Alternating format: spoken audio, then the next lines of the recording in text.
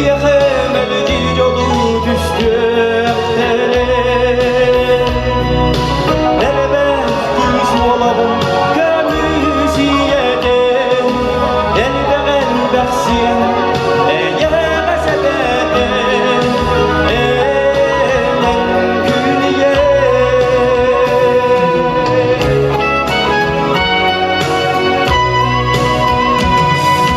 Ben olursun canlı kundu O gösteren bir karakter gittan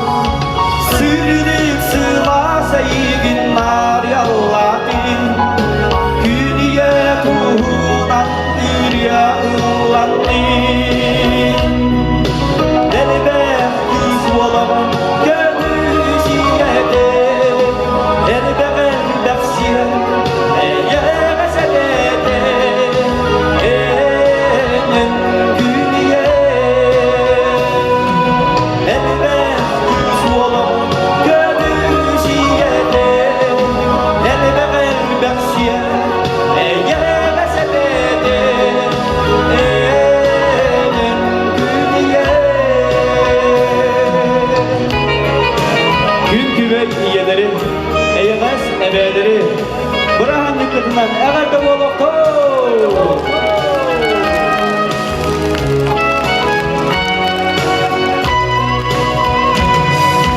Bugün seni gel bir samay gündü gibi En bu olalım gündene gün güveyyebi Bu baren oğullarım ürüdük görürleri Eyyekemeli yolu düştükleri Elbet kız olalım gömüş yedim Elbet elbeksin eyyekese dedim Elen gülye Elbet kız olalım gömüş yedim Elbet elbeksin eyyekese dedim Elen gülye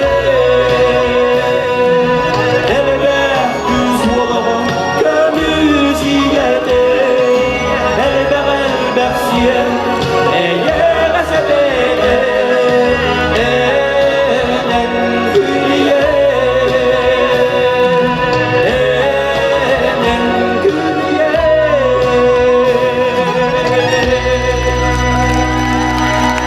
Героиня Васильева Марфа Даниловна Каравола, ыры авторы Михаил Васильев. Мақтал